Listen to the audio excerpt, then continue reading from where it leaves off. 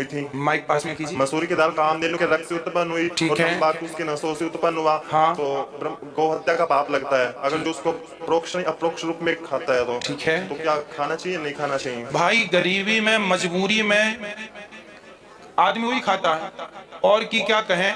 मसूर की दाल हमारे यहाँ तो हमारे घर पे मसूर की दाल इसलिए बनती थी क्योंकि हमारे पास तो दूसरा कोई ऑप्शन नहीं था।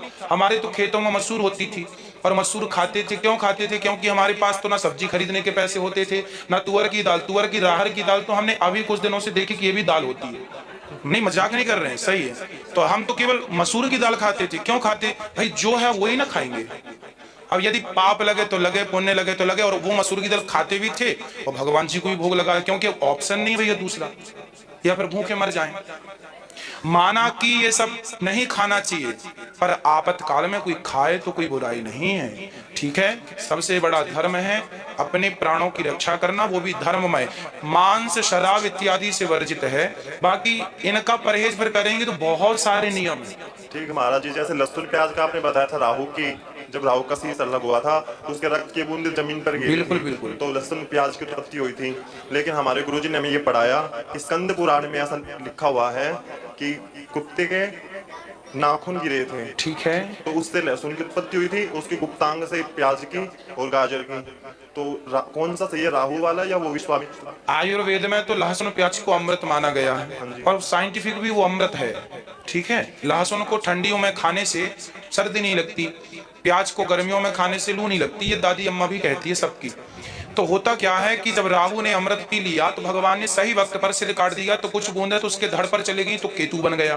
पर जब सिर अलग हो गया तो जो बूंदें अंदर जा रही थी वो 2 बूंदें जमीन पर टपक गईं, तो वही 2 अमृत की बूंदें लहसुन और प्याज हो गई। इसलिए वो उसमें आज भी अमृत जैसे गुण है।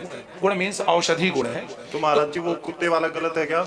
यदि शास्त्रों में लिखा है तो किसी कल्प में ये घटना हुई होगी। कल्प कल्पांतरों की भेद है। जैसे रावण की, राम जी रामायण में 3 रावणों की कथा लिखी है ना, प्रताप भानु, जय विजय रावण और वो जालंधर रावण हुआ। तो किसी कल्प में ये रावण मरा, किसी कल्प में वो, तो किसी कल्प में वो कथा हुई होगी किसी। ये पुराण जो हमारे है ना, ये एक ही कल्प के नहीं है सारे। तो महाराज जी लहसुन प्याज को छोड़कर जैसे कि मसूर हुआ, तंबाकू खा नहीं सकते, और बैंगन खा सकते हैं, गाजर खा सकते हैं? भाई गाजर बैगन ये तो मैं खाता हूँ, गाजर का भी जूस मैं पीता हूँ, गाजर भी खाता हूँ और बैगन की सब्जी भी खा लेता हूँ। हाँ, मैं लहसुन प्याज का प्रयोग नहीं करता। यहाँ गौरी गोपाल जी की रसोई में लहसुन प्याज नहीं बनती, पर बैगन की सब्जी कभी कभी बन जाती है। तो अब ना मानने के लिए बहुत कुछ है, पर जितना हम मान सकें उतना मान के। हमारे यहाँ एक कहावत है, इसका पूरा समाधान कर दूं। बड़े बड़े पाप करें, छोटे करें लजाएं। हमें छोड़ना क्या है? झूठ कपट छल, हम किसी का बुरा ना करें, बाकी ये सब ठीक है। बाकी यदि प्याज लहसुन खाना पाप है तो सुन लो, यदि ये सब पाप है और मैंने और आपने खा भी लिया तो भगवान का नाम अजामिल जैसा पतित, अजामिल ने तो सब खाया था लेकिन उसने भगवान का नाम लिया और वो तर गया। हमें तो लहसुन प्याज नहीं खाना, ना खाना चाहिए, क्योंकि तामसी है। पर दवाई के तौर में आप प्रयोग करते हैं वो उसका अलग विषय। यदि आप लोग खाते हैं, धीरे धीरे करके लहसुन प्याज छोड़ दीजिए।